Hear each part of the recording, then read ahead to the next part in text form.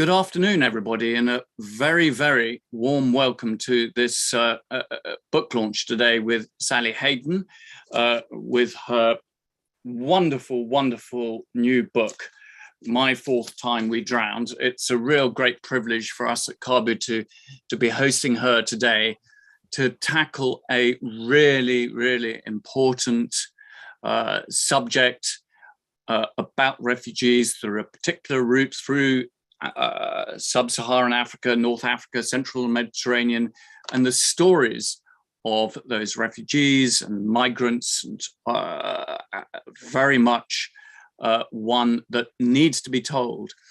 But enough from me, and just for those who don't know me, I'm Chris Doyle, I'm the director of Caabu. It's my great pleasure also to hand over to Lord Dubs, Alf Dubs, who's a great friend of Caabu, and of course, a very well-known campaigner on refugee rights, refugee issues, who is going to be chairing today. He has a fantastic record. I think you've all seen his CV. Of course, he was a former member of Parliament for Battersea in London for the Labour Party. He's now in the House of Lords. And he himself, of course, in his backstory, he was rescued in the Kinder transport back in the 1939, I think, Alf.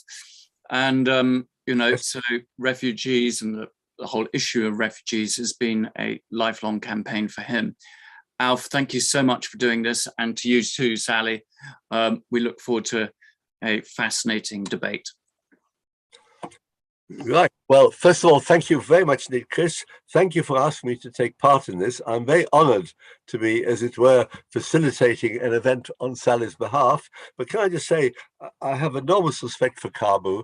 It's one of those organisations that represents a voice of sanity over a whole range of issues. And thank you, Caabu, for the support you give lots of us, for the voice of common sense, the voice of reason, and for the inspiration that you give us. Now, Sally, your book, absolutely fantastic, and congratulations. And I'm so privileged to be here, as it were, to facilitate your presentation of the book. Just a little word of background. Some years ago, I was on one of the House of Lords Select Committees, and we're looking at Operation Sophia, which was the operation that the EU then set up, as it were, to try and catch people traffickers who were smuggling in dangerous boats people across the Mediterranean. Well, it turned out that wasn't, it didn't catch many traffickers, but it saved lots of lives.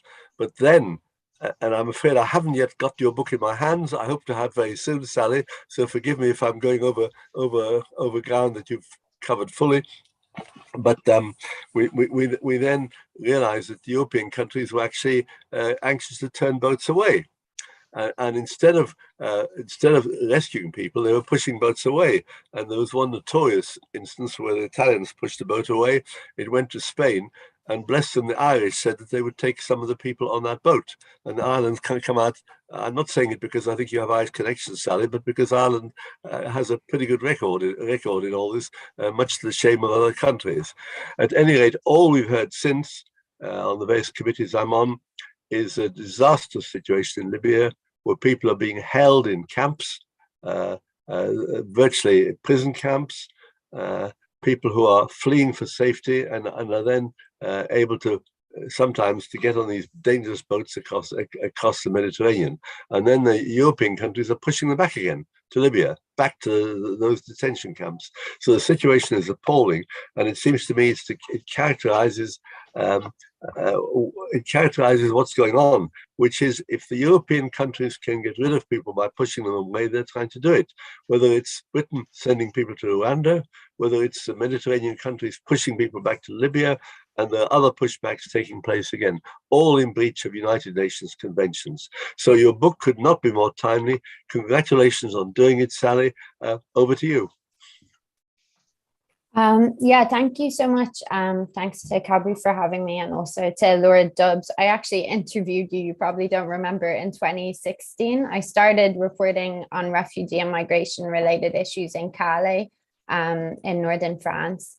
And I interviewed at the time, I was doing a lot of writing about the situation for minor refugees in Calais. And I remember Lord Dubs was kind of leading the charge to have more accepted into the UK. So yeah, I'm very grateful to be doing this event with you.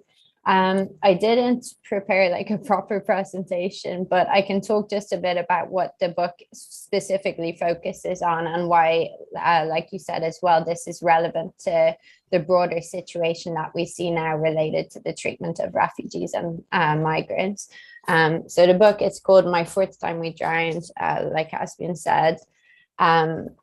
Basically, it started with a Facebook message. So 2018, I received a Facebook message just out of nowhere from a man who said that he had been locked up. He'd said initially that he was in a prison. It turned out it was a detention center, that he was with 500 men, women, and children, and that they had been abandoned in the middle of a war zone, basically, that they had no food or no water. They were pretty terrified that they could be sold back to smugglers, that they could be kidnapped, that anything could happen to them.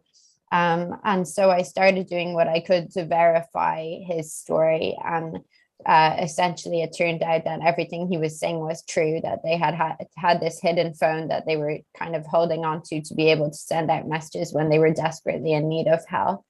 And so I basically, because they contacted me saying, tell the world, you have to tell the world what's happening to us. I started posting those screenshots of those messages on Twitter.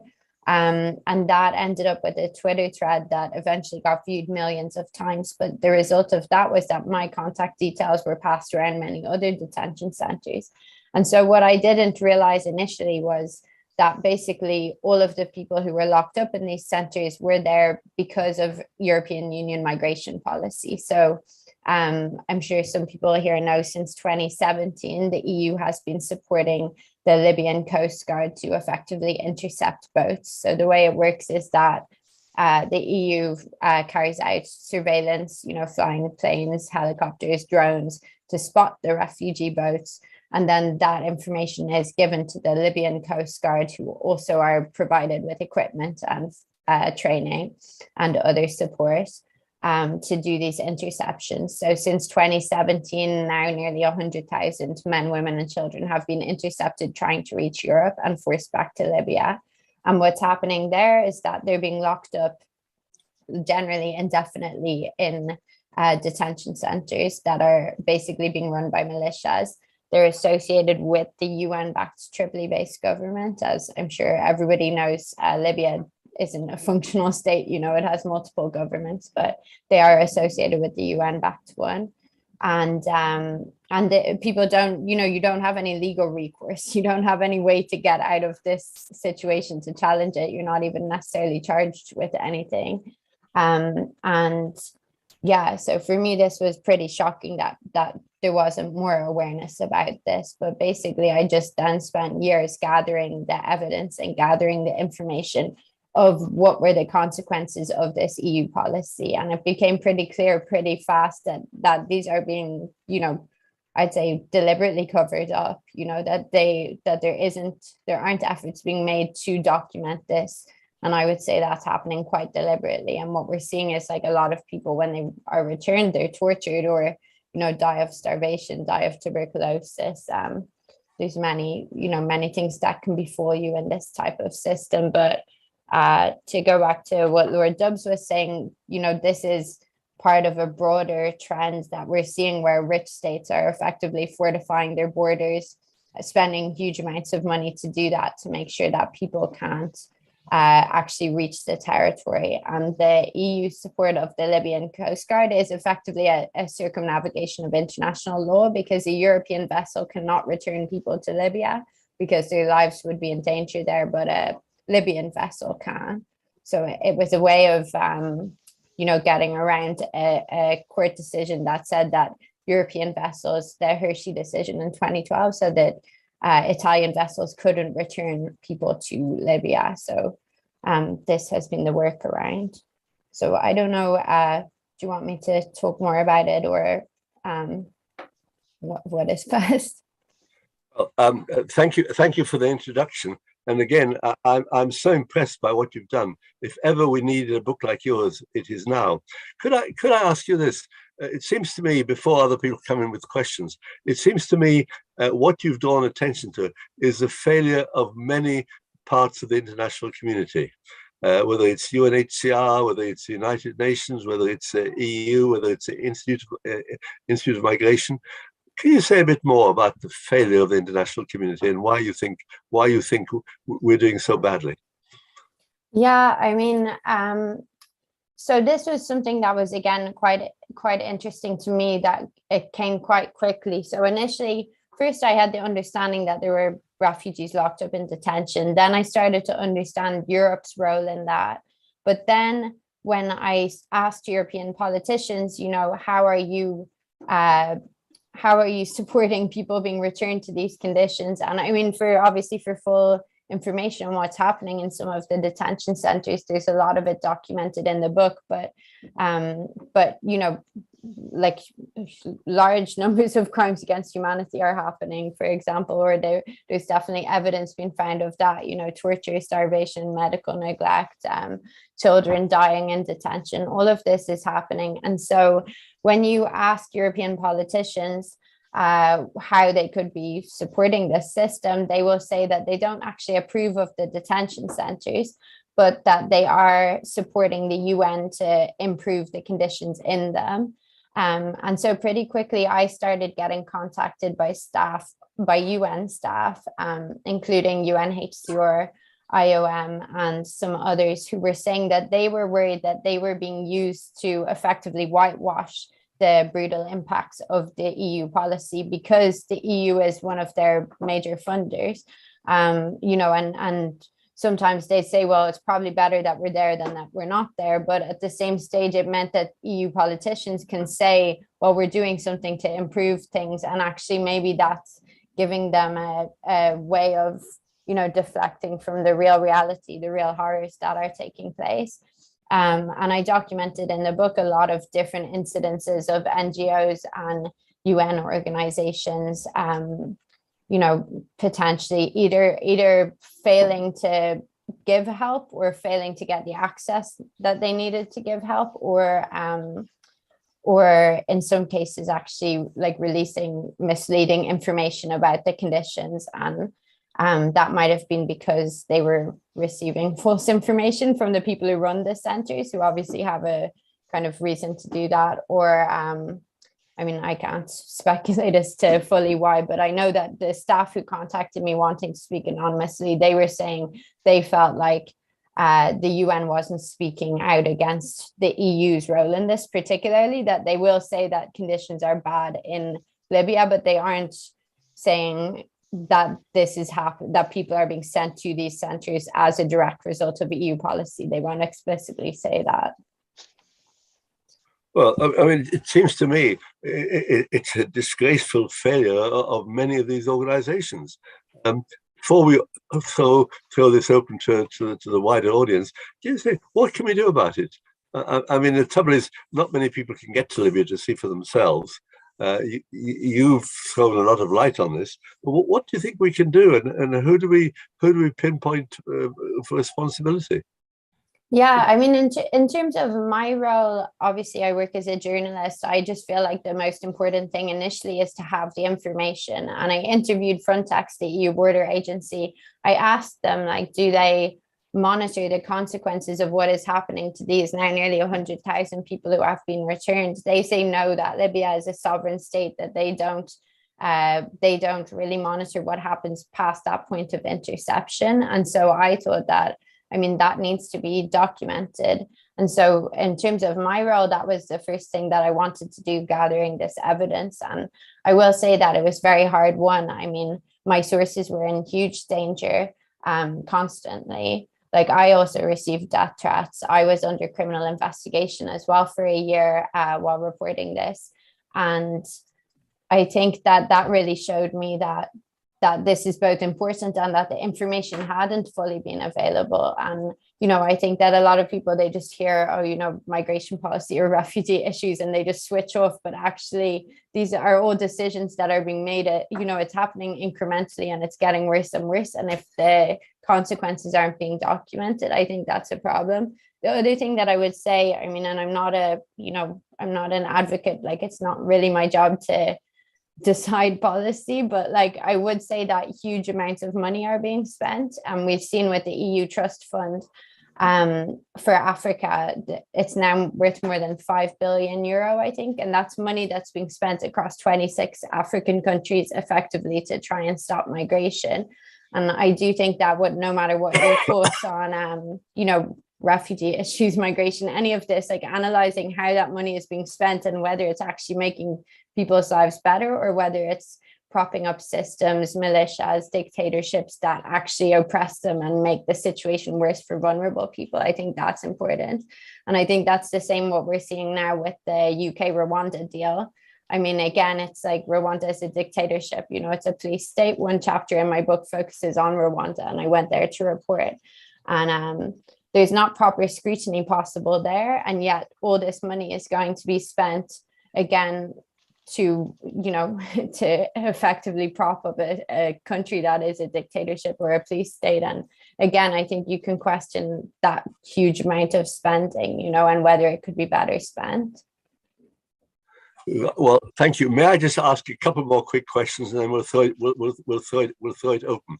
Could you just say something about the International Criminal Court and what involvement that court has had with what's going on? I think you also covered a trial of smugglers in Addis. Anything else you could say about what you did there? What happened? Yeah, sure. So there were these two smugglers they're smugglers and traffickers in Libya. It's kind of like one can quickly become the other. But these two men, Kedani Zecharias Habtemariam and Tuwaldi Gwotam, who's known as Walid, they were quite infamous smugglers. I had heard a lot about from different sources inside detention centers. They were known for like extorting people, torturing them, raping them, like a lot of, terrible things. And they actually were apprehended in 2020 in Ethiopia. And that was because of the bravery of a victim. One victim just spotted one of them in the street and called a policeman and got them arrested. And so I then went to Ethiopia because I thought, actually, to be honest, I was trying to find some positivity, because I think writing about this topic, you want to not just have everything be sad. I was hoping that there could be something positive happening as well. And I was thinking when they got caught, that could be like it could be nice to show that sometimes there's some accountability. So I flew to Addis in 2020, late 2020, and attended the trials of both men. And I watched as their victims like literally risked their lives to stand in the court and say what they had done to them, which was a lot of pretty horrific things. And then and I was the only independent observer. So it was me and an Ethiopian journalist who translated for me, and nobody else, no one from an embassy, no one from the UN, no human rights organizations. And I contacted a lot of them and said, why is no one monitoring this trial? And didn't really get clear responses on that. And I then, then a few months later, Kedani managed to escape prison. And basically I was questioning whether he had been able to do that because of the lack of international attention on the trials. And so then what happened was, after he got out of prison, the ICC, my understanding is from what they released, because I had also asked the ICC why they weren't following it, and not really got a clear response. The ICC then, this is my understanding, referred his name to Netherlands. The Netherlands has now put him on their list of most wanted criminals. But the thing is that he was in custody, and at that time nobody was paying attention to the trial, and that really shocked me. I don't know if I'm explaining it well, but basically now what I think of when I hear all this rhetoric about, we need to tackle the business model of smugglers, or we need to, implement these policies to stop traffickers, I just keep remembering the fact that I was the only one in that courtroom that was actually paying attention to that trial. And it really shows me that the policies that are being implemented are being brought in to punish the vulnerable people. Again, they're not actually going after the people at the top. So yeah, for me, that was quite shocking. But the ICC, sorry, they do. I know that they're investigating Libya, and there's been kind of some interesting submissions to them regarding crimes of slavery, for example, crimes against migrants and refugees. And also there was actually one submission calling for the EU to be investigated for crimes against humanity and war crimes for its involvement. But I don't think that's going to go somewhere, but maybe some of the others will. Right. Well, thank you for that. Now, look, one or two questions are coming in. Maybe it's best if the people who've got the question put it themselves, or I could read it out. Could Theresa Mason, could you unmute and ask your question, please? Are you there, Theresa Mason? If not, I'll read the question. Yes, please. Okay. Well, thank you for that. I'm quoting you. You said, "I bought your book in a small independent bookshop. Brilliant to see it there. But how can your book and message go mainstream? It's so important to engage the general public, but how? Sorry, huge question, but we are all complicit while this goes on." That's the question. Yeah, I mean, sorry, it's a good question. I should say, like, my publisher is a big publisher, and I'm very grateful to them, Fourth Estate at HarperCollins, for their support and their interest. I guess the problem is, yeah, I mean, I say that in the book, that actually as Europeans, we are all complicit in this, even as people living in rich states, people with good passports, we are complicit in this. And I guess that's kind of why people have engaged a bit with my telling of the story. I think that my shock at receiving these messages initially is pretty clear, because I realized that this was also being done in my name. I'm an Irish citizen, so we're still in the EU, obviously. But yeah, at the same stage, how can it go mainstream? I don't know, because I think it's been disheartening, for example, to see, and in one sense it's great, but the response to Ukrainian refugees compared to what's happening with African refugees, or Middle Eastern refugees as well. For example, that in one sense it shows you a more empathetic policy has always been possible, and in another it makes you question why they're the ones that why that isn't being extended to people from other places. So I don't fully know that I can answer this question, but I'm grateful for any interest and any support. And yeah, for the book, I think it really makes a massive difference. Like anyone who shares it, any recommendations, anything like that. And that's because of the topic, it's not because of me wanting to sell a book. Right. Now there's an interesting comment from Bernie Howley. Would Bernie Howley like to, or shall I do it for you? Would you like to unmute and read out your comment? Bernie Howley? Yeah, I'm here. You can read it out, please, if you want to. Should I? Okay. Here's the comment. It seems to me that shipping people back or to other countries, sovereign states, is abdicating all responsibility, and corruption within these countries makes scrutiny impossible. Big question is how to get around this, other than the countries deporting, returning people, examining their part in this process, taking responsibility for investigating fully. I hope that I've made that clear. Any ideas how pressure can be brought to bear on the departing, returning countries? Or is this the convenient choice of those countries? That's to say, no political will to uncover or put any of this right. I mean, I think it's a deliberate, like the lack of scrutiny, I would say that's also, those countries are slightly being chosen by the rich states, aren't they? Like, why has the UK just done a deal with Rwanda? I mean, when Rwanda is a country that clearly doesn't have a freedom of the press. I would, we've even seen people applying for visas, media visas, to go cover this UK Rwanda deal, and also the Commonwealth conference, or whatever it's called, that they have been denied. When I went to Rwanda, I was told I was only given accreditation because the authorities believed I would write good things about them. And once I reported on something that they didn't like, I was then condemned in the state associated newspaper. So it's not, and I don't think I could get a visa to go back again, So I think, yeah, it's a good question, but yeah, like, why is the UK partnering with Rwanda? That was probably or possibly part of the tour process, wasn't it? How can there, I think it's important that you mentioned corruption as well. And so I actually found out the reason that I was contacted by those refugees in Libya. I didn't realize at the time, but it was because I had done an investigation in neighboring Sudan into corruption within the UN Refugee Agency.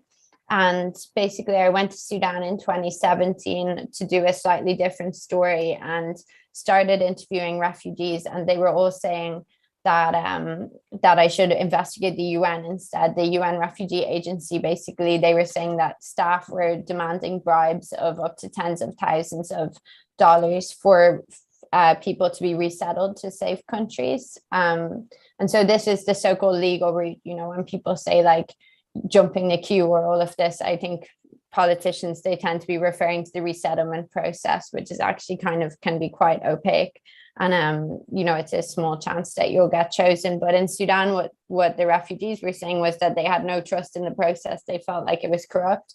And 2 days after my investigation got published in May 2018, the UNHCR suspended the resettlement program and deployed an anti-fraud team. And they later found one staff member guilty of soliciting bribes and abusing power. So that's just like one small example of how refugees already don't have proper documentation. They're very vulnerable in terms of like legal protection and all of this. And so if they then don't have faith in the processes that, are meant to be there to help the most vulnerable, or if they don't have faith in the organization that might be granting them the documentation that they need to be able to stay where they are, then, then they want to keep moving. And so I do think actually corruption is a big reason for why people keep moving as well, that it becomes so expensive for you to even stay still that you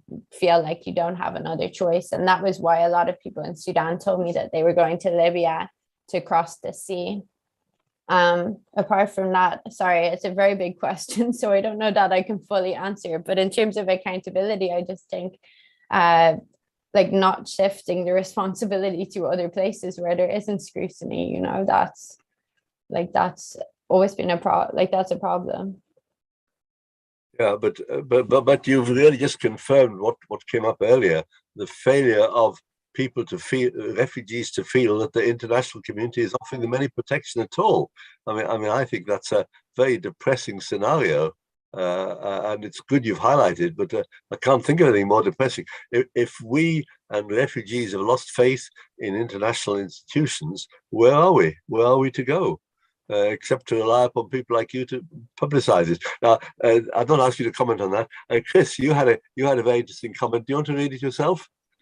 Yes, thank you very much. I just wanted to ask a little bit more about the smuggling networks, these criminal networks, and really just if there is any search as to the sheer scale of this, the economic industry that we see in terms of people smuggling. It struck me reading the book, the way in which, refugees and migrants would be sort of passed around from one detention center to another. It was extraordinary stories, but clearly a lot of money, being made in all of this. Is there any sense of that size?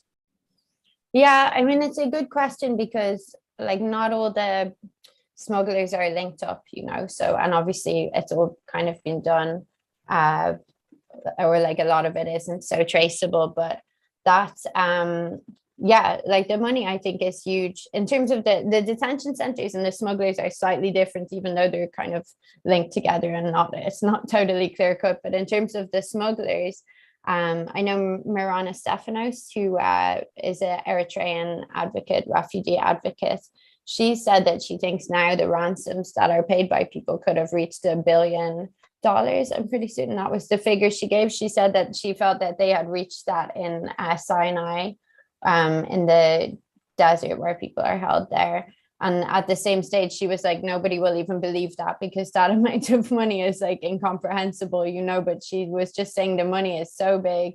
And yeah, that was fascinating for me. When we had these 2 smugglers who were apprehended in Ethiopia, that was one of the questions. Is there any way to get their money or to get their earnings back and actually redistribute it to some of the victims. And I know that the Ethiopian prosecutors said they were trying to work on it, but that the money ends up in Dubai or in I think someone was going via Khartoum, via Istanbul, but then it gets moved on to various European countries, and it becomes very difficult for them to trace.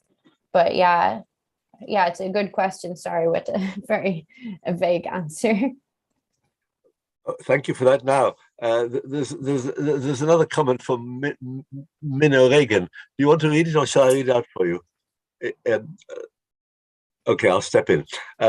You mentioned some of the international NGOs, and you weren't too complimentary about them. The question from Min is, do you conclude that MSF was or is the international agency most to be trusted? In other words, are there some of the international NGOs who we can have confidence in, or is that an unfair way of listing them? Yeah, so I mean, in Libya specifically, MSF, like people who read the book, they say that MSF comes across as the only good agency, basically. That's, I was reporting based on, of course, like various different sources across the aid industry, as well as from refugees. And refugees, I know that MSF tended to be the only organization that they felt that they had trust in. And I think a lot of that was to do with MSF set up kind of parameters about visiting detention centers, that they had to go, for example, their staff had to go inside the cells that people were being held in, or inside the halls. So with other agencies, they would stay outside, and then the guards would select the people who came out to see them. And so the guards wouldn't necessarily select the people who really needed it, whereas MSF had rules of engagement that they were saying, we have to go inside the hall, we have to see the people. But I also think that potentially there's something to be said for the fact that MSF is the only international agency, or at least it was, that was working in detention centers that wasn't taking EU money. So the others were what are known as partner organizations with the UN. And so it was EU trust fund money coming through the UN, then being distributed to them. And people I interviewed said, you were treading a fine line there, because you can't be critical of the EU, because this is EU money, again, that's coming through the UN, that's then going to you. So you both can't criticize the UN and you can't criticize the EU. And MSF didn't have those restrictions. So it did release statements on various occasions and take stands about various things. But I mean, I can't speak for them in every country. That's based on my reporting on Libya. Right. Well, I've still got a few more comments coming in. I'm taking them from the chat. If any of you want to comment directly, please can you indicate, and I'll call you. For the moment, right? Can I just from Patrick Lee? Patrick Lee, do you want to read your question, or shall I read it for you? Go on, Patrick. You've unmuted. Yeah, I can go ahead if you can hear me. Please do. Just wanted to say congrats on the book, Sally. It's fantastic, and I wanted to ask, from your interactions with smugglers through refugees you talk to, how do you view the smugglers, particularly from Misrata and northern Libya, as criminals or victims of the failed economy or the civil war, or a combination of both?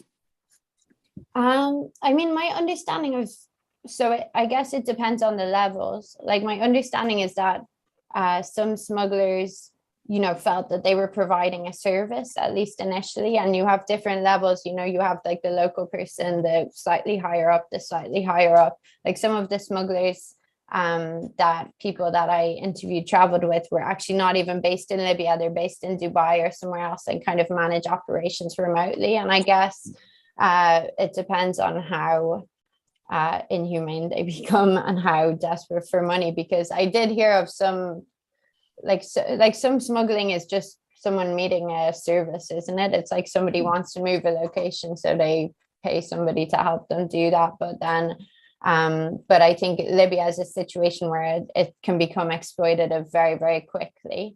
And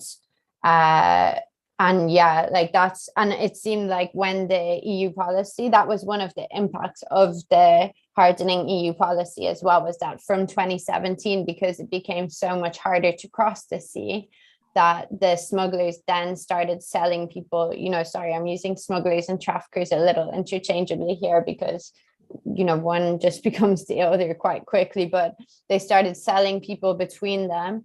And so you might pay your ransom to one person, and normally that would be, so you might agree a certain fee. You get to Libya, you're told actually you have to pay double that, but then when you manage to raise that, your family will raise that. Then you could be sold to another smuggling group and forced to pay all over again. And that apparently escalated a lot after the EU policy of supporting the Libyan Coast Guard came in, because the smugglers basically wanted to get as much money as possible out of the people still under their control. So it became that, it was definitely not a given that you would ever get the chance to try and cross the sea. You might just be exploited again and again until you die, or until you manage to escape in some sense. So it's kind of a vague answer, because there's obviously so many different smugglers, and some of them I did hear like kind of not good, but like, there's different people will give you different accounts of different people. But I know that the two I attended the trials of, nobody ever had anything good to say about them. They sounded very horrific. Right, thank you for that. Now, Patrick Lonergan, interesting comment. Would you like to give voice to your comment, or shall I do it? Patrick, I'll try. Yeah, can please you hear me? Yes, please. First of all, fantastic book, Sally. I read it quite recently. Shocking but engrossing. I think when you met some of the refugees, it felt very moving. I wondered how it was for you, and also how they are doing.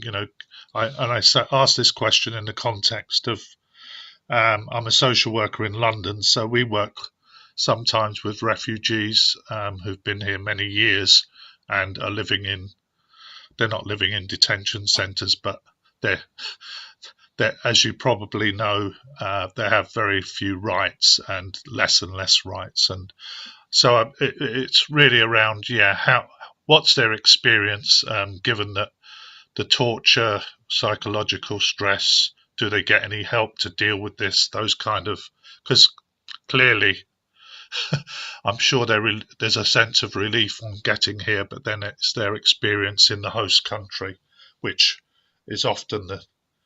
And I made a point earlier that the UK is. I think there's a report at the weekend in the Guardian that I think 200 people have died in detention in the last 2 years. So I'm interested in your whether you're still in touch, how those meetings were. Sorry, it's a long question. No, it's a good question. Yeah, I'm still in touch with a lot of people, and I've met some actually quite recently in the last month. I think it's really a struggle. And to be honest, I also didn't appreciate this, because when I was reporting on this, you're speaking to people who are in quite regularly a life or death situation. And so, that seemed to me to be the most terrifying thing. I also was thinking, if they're in a safe place, everything is going to be better. And actually, I think that it's really a massive struggle for people. Some of that is about how the asylum systems are set up in different places, that you really have to watch everything you say. That's not necessarily because you're lying, just because you're anxious that, you don't trust you've gone through this years of torture and, abuse and all of this. You don't trust anybody. You don't want to do anything to mess up your chance at safety, but a lot of the time that means that you just can't speak freely anymore, because you're worried that anything you said could be used against you. And so I think a lot of people become very untrusting. There's a big sense that they've been through a lot of exploitation. Some are in countries where they have to learn a new language, which they're very capable of doing, but it's another challenge, isn't it? And then I think the number one thing that I hear from a lot of people is just that they feel very alone, because during this whole process, even though it's very, these journeys are very horrific, but you tend to be with other people going through the same thing. And actually, the title of my book is kind of related to this. I don't think I said it explicitly, but the book is called My Fourth Time We Drowned. And that full quote is by a Somali refugee who's now in Europe. And he says, he describes 3 times he tried to cross the sea and was caught by the Libyan Coast Guard. He says, my 4th time we drowned, and my 5th time I made it to safety. And I really noticed, like, so when he says we drowned, some of his family members died in that attempt. He actually survived it. But I noticed that a lot of the refugees that I spoke to when they were in Libya, they'd always speak of we. It was never, you know, I this, I that. It was always we, like a very community feeling of everybody was trying to help each other and protect each other. And suddenly you end up, you know, being alone. For example, the people who got resettled to Sweden, they're put in an apartment on their own. They've never lived on their own in their life. The neighbors don't talk to them. Like, apparently Swedish people like don't really talk. You're very isolated. You have nothing to do all day. Even if you get a job, it might be like somewhere where you face racism. You know, you're not used to being the only person who looks like you in a certain situation. You can't talk about your past because nobody will basically believe you, or they don't really have an appreciation of what you're talking about. And so that's very isolating. And yeah, I've heard of a lot of suicides. It's actually, I mean, it's like, it's upsetting to think about, isn't it? But that's the reality, that there's so much trauma, and this is what this Rwanda deal I know has really escalated things again in the UK, because if you think about it, there's one guy who I was in touch with when he was in Libya. He was there, I think, for 4 years, you know, was held in detention, went through, like, he was tortured at one point, went through a lot of pretty horrific things, then reached Europe, went to the UK, and now is one of the people at risk of being sent off in this Rwanda deal. And it's just kind of constant mental torture that you could be sent, you know, back to a place that you don't, again, have any faith in. So you never can feel secure. So yeah, it's complicated, isn't it? And then I think that you're meant to be thankful as well, when actually you've seen, you know, you've seen the worst of humanity and how that's being, you know, fueled by rich countries. And then you end up, people that I met in Sweden, I went around Sweden for about 3.5 weeks, staying with different sources that I'd been in touch with when they were in Libya. And they were saying they were so astounded at how Swedish people treat their dogs, that they treat their dogs so well. And when you compare that to how, you know, African refugees are being treated on the borders, they can't even think about it, because it's just too upsetting, I guess. Thank you. If I could just add a comment in terms of the narrative. I heard a comment from a Central American refugee who's trying to get to America years ago, and they said, "We're not migrants, we're fleeing war." And I think that's that's the reality for many of the people from Sudan, Eritrea, etc., etc. It's we seem to be able to consistently paint this narrative that they're just upping because we have good benefit systems, etc. And that really needs to be countered. I think that the latest figures are coming in boats to the UK are from the majority are from Afghanistan, where we've just abandoned. So thank you. Thank you, too. Right, the questions are still coming in. Joe Willits, would you like to, you've got a good question here. Joe? Yeah, sure. No, just a question really on sort of any specifics on sort of female refugees and some of the issues that they're facing in particular. And obviously it's a tough subject, and I know that obviously you've probably had some many harrowing conversations with refugees, and also not just female refugees, about sort of issues of sexual exploitation and those kind of things. And if you could speak to that would be great. And then I think also, just as a sort of an addition in terms of some of the experiences, I suppose, of racism, particularly of refugees from sub-Saharan Africa in Libya itself. What is that like, and how does that play out?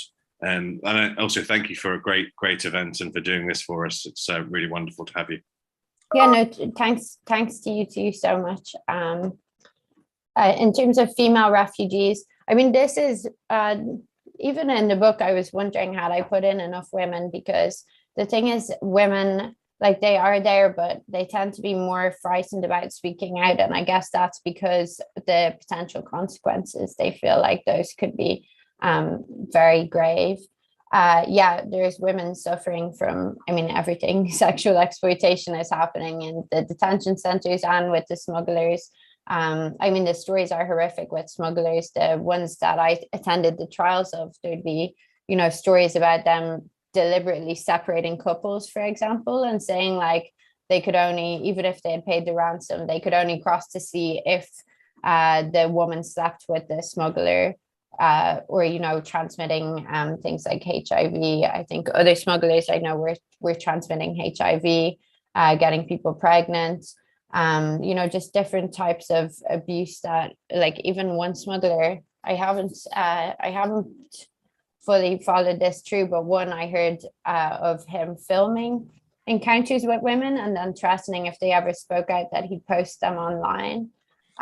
So yeah, like, there's all this horrific stuff. Then another problem is that you then have a lot of women who end up pregnant. So by the time they get intercepted at sea, they may be pregnant.